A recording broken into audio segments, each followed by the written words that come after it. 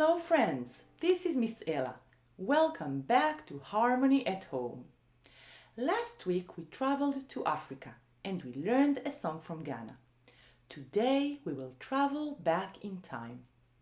You see, the music we are going to hear and learn about during our lessons this year has its roots in Europe, and we call it classical music. This music is divided into different periods in history, and today we will take a look at one of those periods. We will learn about a famous composer from that time. We will listen to some of his music, and we will even meet a musician who plays an instrument that was very popular back then.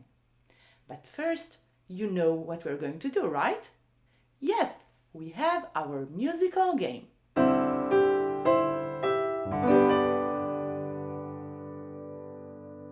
Today I need more of your attention than usual, and that's because our echo game is going to become a double echo game.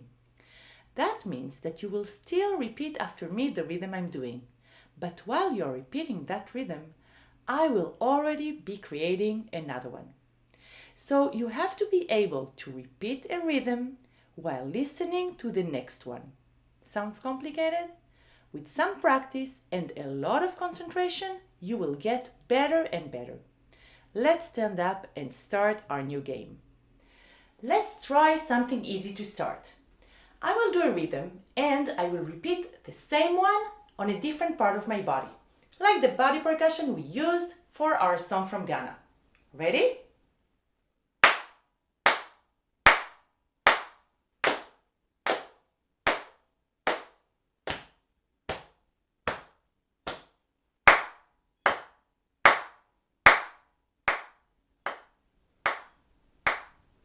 Very good. Was it hard? Let's do it one more time. Ready?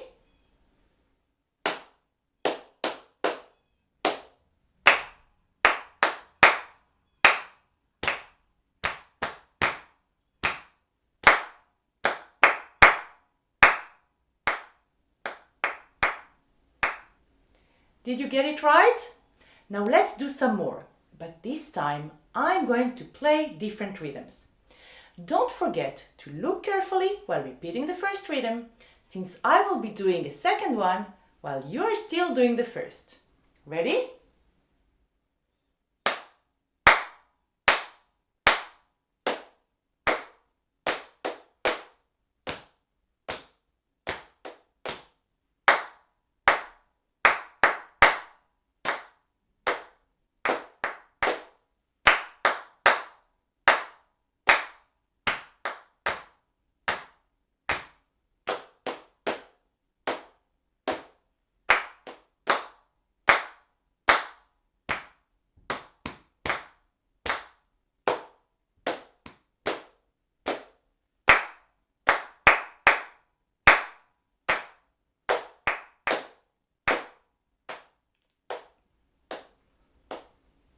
Was it harder?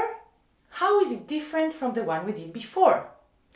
The second time you needed to concentrate on two things: the part of the body I was using and the rhythm.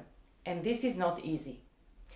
Don't worry, we will do some more of those next week.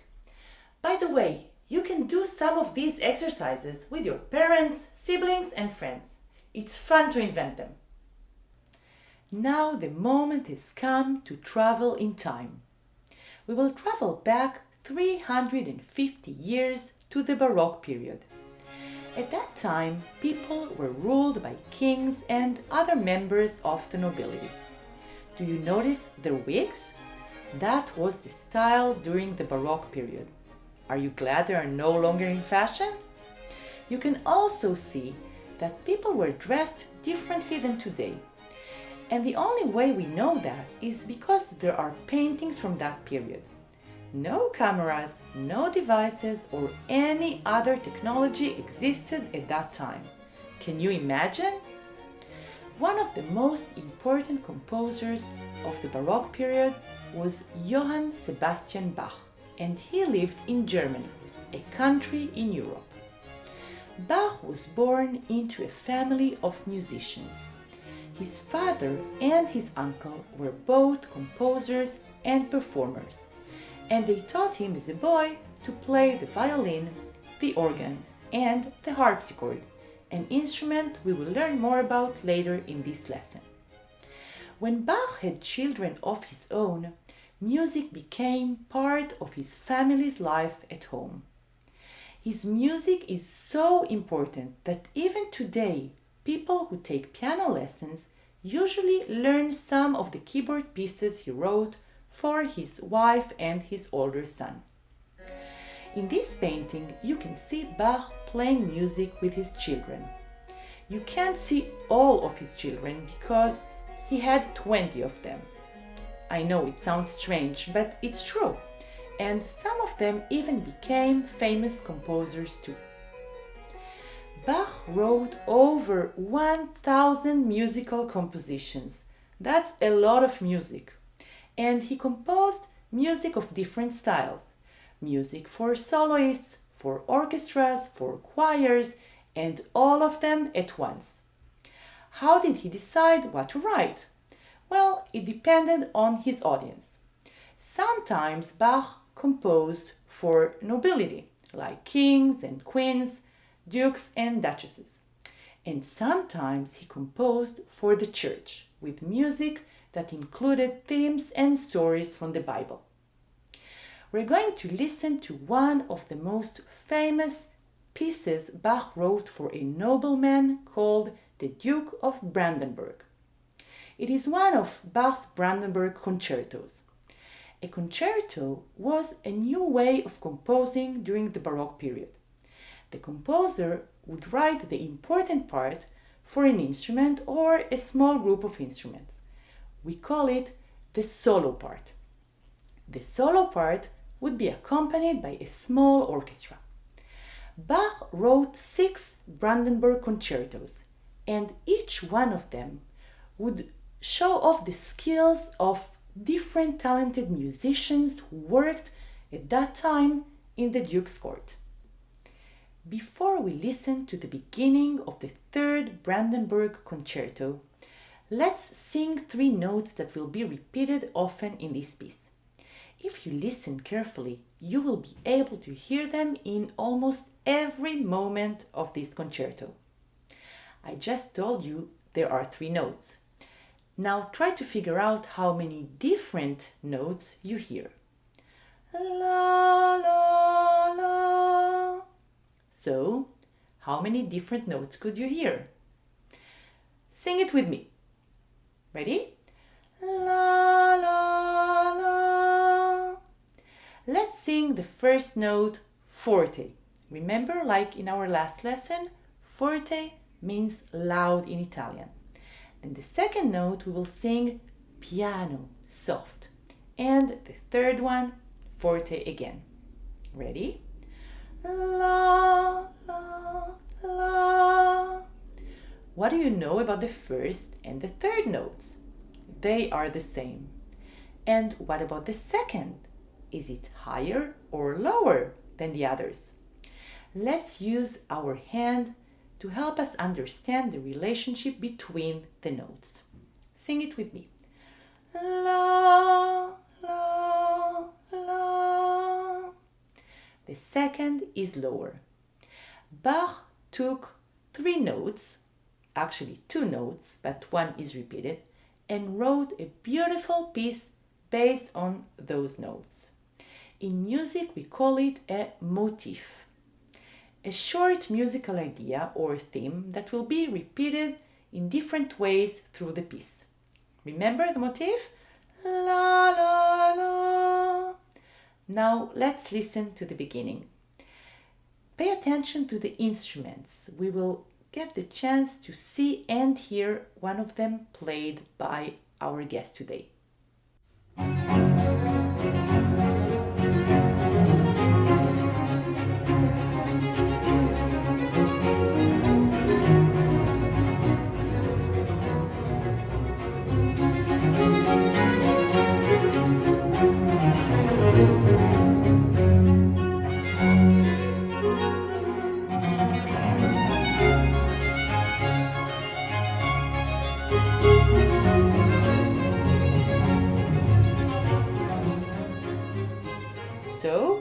recognize the three-note motif? Very good. Now let's listen to some music that Bach composed for the church. This is a very long piece in which Bach combines a choir, an orchestra, and vocal soloists, but we will just hear a little bit of it. In the part we will listen to, you will hear the choir and the orchestra performing together. The video you will see was recorded in the actual church where Bach worked as a composer, as an organ player, and as a teacher. You will notice there are only boys and men singing. That is because at that time, only men and boys could sing in the church choirs. Fortunately, this has changed over time, and today girls and women are welcome too. If you listen carefully, you might hear the orchestra and choir imitate each other, repeating the same notes. You might also hear different voices in the choir imitate each other too. I think you will agree that the sound of the orchestra and choir is very powerful. Hosanna, Hosanna.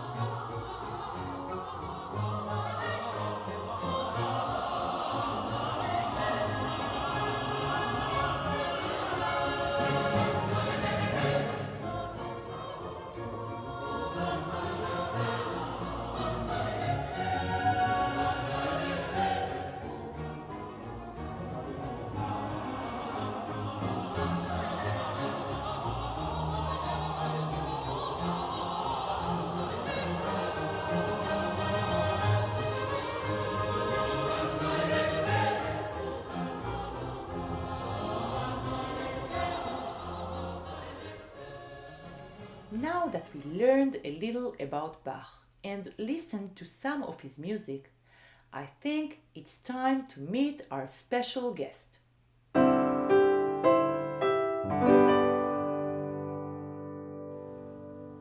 In the first video of Bach's compositions we just watched, you could see an instrument that looks like a piano but is in fact very different. The name of this instrument is harpsichord, and it was one of the most important instruments during the Baroque period. We are very lucky today to have with us a wonderful harpsichord player who will introduce us to this special instrument. Hello, Jeffrey. Hello, Miss Ella, and hello, Harmony at Home students. My name is Jeffrey, and I would love to talk to you for just a few minutes about my unusual instrument, the harpsichord. What does it look like to you? Looks a lot like a piano, doesn't it? It has a keyboard, just like a piano does, with the same notes, but the black keys are where the white keys should be. The notes are reversed. Here's what it sounds like.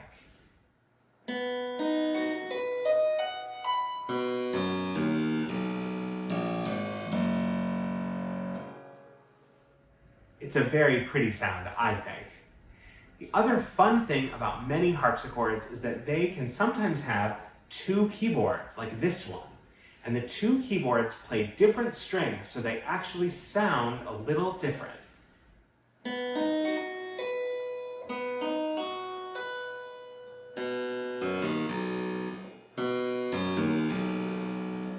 The upper keyboard is a little bit more prickly than the lower keyboard. They play different strings inside the harpsichord. I can also play the two keyboards at the same time. And it's very fun when I can do that. Why does the harpsichord sound so different from a piano? Well, do you know how a piano works? When you press a key, there's a hammer that strikes a string. And the harder you press the key, the harder that hammer hits the string, and so it's louder. But a harpsichord is different. It sounds like this because it plucks the string, like a guitar or a harp. And when you actually play the harpsichord, you can feel the string on your finger. I can feel when that pluck happens.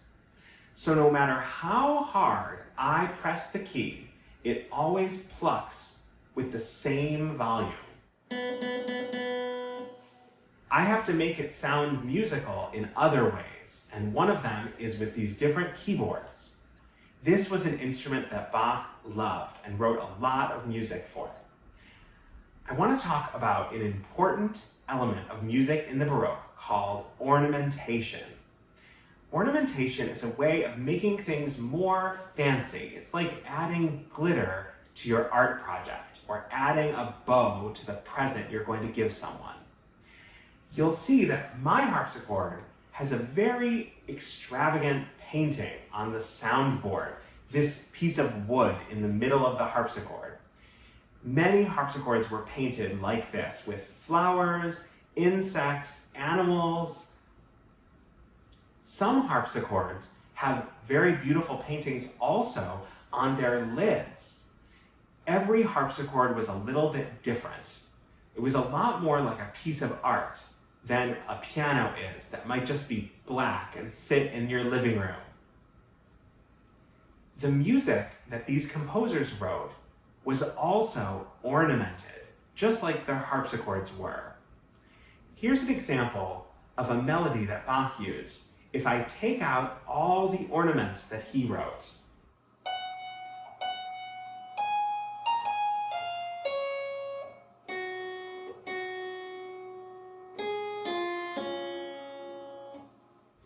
Listen to it one more time. This is the simplest version.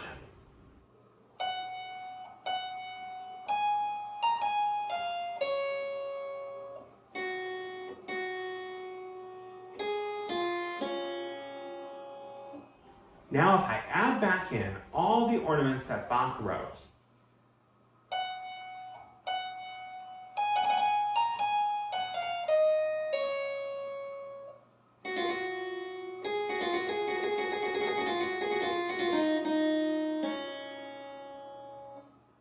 which version do you like? I like the second one because it's more fancy. These ornaments were all over the music as little squiggles and little circles with lines through them that showed the player what to do. They make the music much more interesting, I think. I'd like to talk to you now about something called imitation, which is probably the most important thing that Bach is known for. Imitation is like when you say something and your friend says something back to you almost exactly the same. Bach used this all the time. Here's an example of a little melody that he wrote.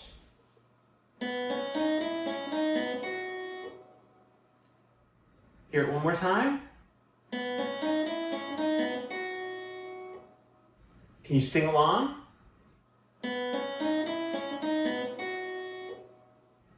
It's not even a melody. It's barely a little tune.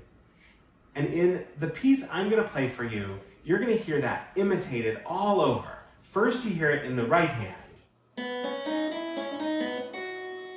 Then you hear it in the left hand. Then the right hand does it, but a little bit higher. Then the left hand almost exactly repeats that. Bach takes this little tiny fragment of music and he uses it a whole bunch of times throughout this whole little piece. So I'd like you to listen to it now, and I want you to see if you can count how many times you hear that little fragment of a melody. It's a lot of times.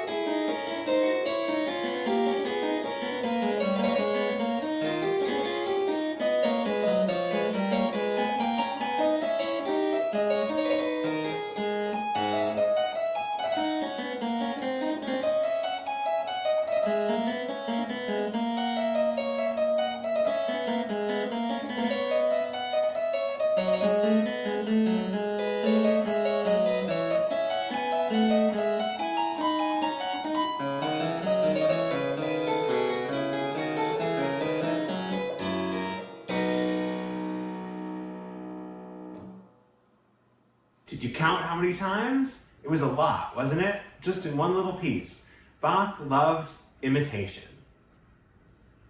I'd like to play one more piece for you today so you can hear a little bit more of what the harpsichord sounds like. Now the piece you just heard, it had a left hand and a right hand. And what's fun about Bach is that often he gives us another voice to play that's in the middle between the two hands. So it almost sounds like there are three voices all at the same time. This piece also has a lot of imitation and it has some ornaments. So I hope you can hear everything that we've talked about today.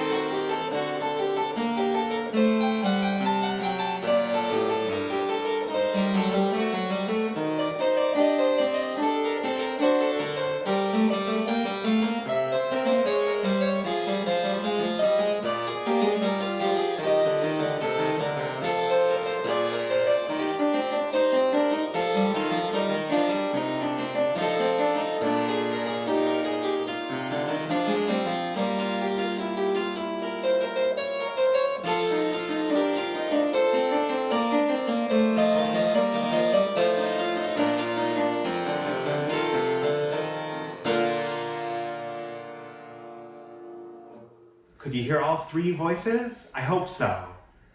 I hope you enjoyed learning a little bit about the harpsichord and Johann Sebastian Bach today. It was such a pleasure being here with you Harmony at Home students. Keep learning and enjoying music. Thank you so much, Jeffrey. The harpsichord is a beautiful and interesting instrument, and I'm thrilled we got the chance to learn so many things about it.